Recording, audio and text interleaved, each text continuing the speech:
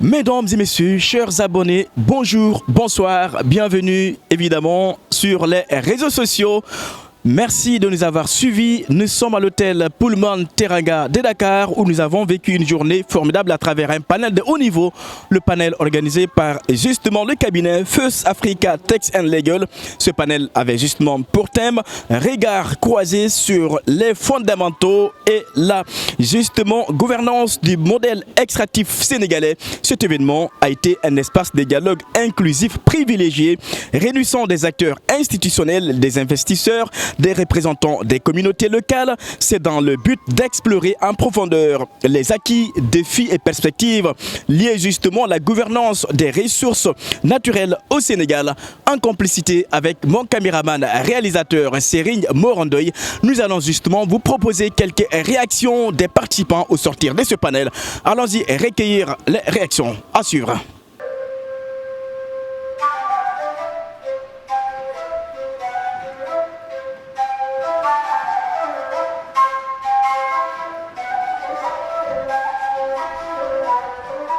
Justement, nous sommes avec Mariam Sy, manager juridique qui est la chargée de communication au cabinet First Africa. Mariam Sy, bonjour. Bonjour, monsieur Mané, ça va? Justement, en tant que chargée de communication aujourd'hui, dites-nous quelle communication ou plan de communication ou stratégie justement comptez-vous dérouler pour atteindre la cible, notamment dans votre travail au cabinet First Africa? Alors, il s'agit d'une stratégie à court et long terme. À court terme, nous entendons multiplier les formations que nous allons notamment adresser aux autorités, si elles le souhaitent, et ouvrir aussi à toutes ces entreprises et toutes ces personnes qui sont présentes aujourd'hui et qui ont enrichi notre public de leur qualité et qui seraient éventuellement intéressés pour recevoir de nouvelles informations relatives à ce secteur extractif et plus spécifiquement à tout ce qui a trait aux aspects juridiques et fiscaux.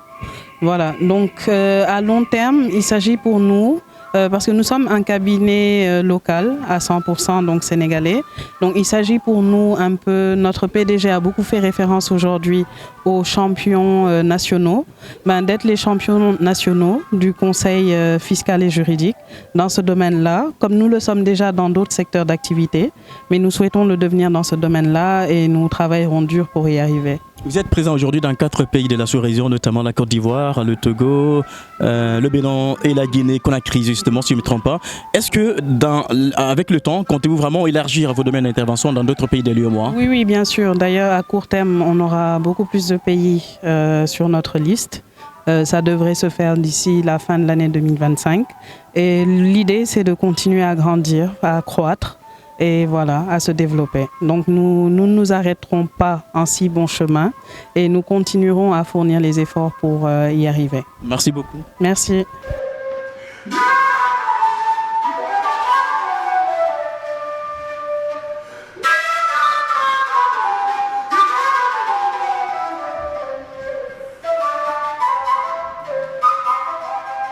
Nous sommes avec M. Demba Fall Diouf du réseau national des personnes affectées par les opérations minières. Monsieur Demba Fall Diouf, dites-nous rapidement quelles sont les difficultés auxquelles sont confrontées globalement les communautés, puisque vous représentez les communautés dans ce panel. Globalement, les communautés sont confrontées à des problèmes de déplacement de population, parce que vous savez que la mine va avec le déplacement des populations, parce qu'au fur et à mesure que la mine avance, des populations sont déplacées. Ce déplacement maintenant s'accompagne de pertes de surface foncière sur lesquelles on faisait nos cultures et où nous habitions. Cela s'accompagne. Donc, du coup, c'est la perte de nos activités génératrices de revenus. Donc, une paupérisation progressive. En même temps, c'est pour ça à chaque fois qu'on parle d'emploi, nous pensons que dans les mines, on ne pense que de l'emploi salarié. L'État, quand il parle d'emploi, nous faisons de l'agriculture et de l'élevage. Si nous perdons nos terres là, nous n'avons plus où faire ces activités. Donc, voilà ce que nous perdons. Donc, et pour vous donner un exemple, en 2015, 2 villages, Mbar Ndiaye et Mbar Diop, où vivaient 650 personnes, ont été déplacées dans la commune de Mewan. Et du coup, toutes ces personnes-là ont perdu leur activité génératrice de revenus. Donc, vous voyez, ils ont perdu leur emploi. Et qu'est-ce qu'il faut, à votre avis, aujourd'hui, vraiment pour résoudre cette problématique lancinante qui revient chaque fois que les populations sont déplacées? En tout cas, c'est ce qui est le plus difficile. Non seulement en perdant ces terres, on perd nos activités. On dit qu'on nous indemnise, mais on dit que les indemnisations sont très très faibles par rapport aux pertes que nous subissons.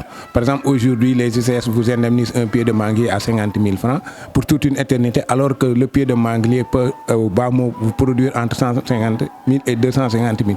Donc vous voyez, ce qu'il y a à faire, c'est de réviser et surtout de reprendre, par exemple, la loi sur les indemnisations. Aujourd'hui, nous pensons qu'on doit aller au-delà de ces indemnisations et parler de compensation. Compensation, maintenant, nous avons des propositions. Soit que ça soit indexé sur la durée de vie de l'entreprise, ou bien que nous soyons des actionnaires dans ces entreprises, alors ou bien que ça soit que l'on pérennise tant que l'entreprise est là qu'elle vit à chaque année, ce que vous perdiez annuellement, que l'entreprise vous le remette. Il y a quand même ce qu'on appelle la RSE, la responsabilité sociétale d'entreprise. Et sûrement, vous ressentez en quelque sorte aussi la présence de ces entreprises sur votre quotidien. Vous savez que la RSE, d'abord, elle n'est que volontaire. Et souvent, la RSE, les entreprises les orientent. C'est souvent, moi je dis que la RSE, pour moi, c'est plus la manière d'appliquer la RSE, c'est plus ou moins de la corruption. Parce que c'est des billets de la MEC, les associations des jeunes pour les carmets, etc. Moi je pense que s'il y a à appliquer la RSE, on devrait même revoir l'orientation de la RSE par rapport à la loi sur l'économie solidaire et solidaire. On rappelle, c'est M. Demba Fall Diouf du réseau national des personnes affectées par les opérations minières, représentant des communautés dans ce panel de First Africa. Merci M. Diouf. Merci à vous.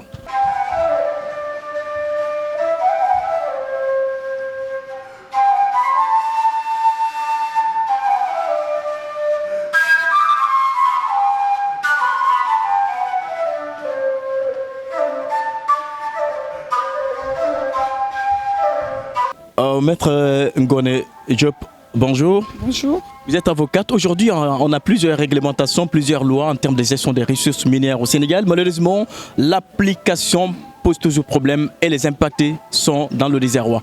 Aujourd'hui, vraiment, en termes de droit, quel est vraiment votre avis par rapport à cette situation?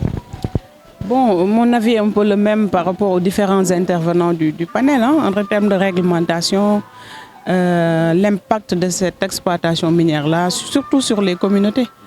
Alors vous avez entendu le représentant des communautés déplacées. Le professeur a un peu fait état de quelques statistiques. On se rend compte qu'on gagnerait à revoir cette réglementation, à revoir les barèmes. Je vous dis que des barèmes qui datent de 1974. Alors une répartition un peu inégale des ressources par rapport aux différentes communes. Et je crois qu'aujourd'hui qu'on est dans la phase d'exploitation de ces ressources minières-là, on l'a dit, épuisables, tarissables. Alors on gagnerait à revoir cette réglementation-là pour permettre non seulement à l'État du Sénégal, mais surtout aux communautés impactées de pouvoir bénéficier des revenus de cette exploitation minière-là. Maître, quel est justement aujourd'hui, selon vous, quel plan mettre en place pour éviter ce qu'on appelle la malédiction des ressources minières? On en sait, c'est un problème dans la majorité, vraiment dans la plupart des pays africains. Qu'est-ce qu'il faut vraiment pour le Sénégal pour vraiment éviter ce fléau? Bon, disons qu'on a de nouvelles autorités, on a espoir. On a espoir par rapport à la révision des contrats. On a parlé de révision de contrats, de clauses qui pourraient permettre à l'État de gagner plus pour les réinvestir dans le pays. Alors pour ne pas parler de malédiction, faisons que ça soit un bénéfice pour nous. Voilà, une bénédiction pour le peuple sénégalais. Et pour ça, je crois qu'il va falloir revoir les choses encore une fois et essayer de faire que les populations soient le moins impactées possible par rapport à cette exploitation minière-là. C'est vrai, il faut qu'on exploite ces ressources minières-là, mais autant c'est important, autant c'est aussi important d'avoir l'avis, d'avoir le consentement, l'aval des populations impactées. Moi, c'est surtout le point qui m'intéresse le plus par rapport à ce panel-là. Maître Ngone Diop, avocate, nous avons suivi. Merci à vous. Merci également, mesdames et messieurs. Merci à tout le monde.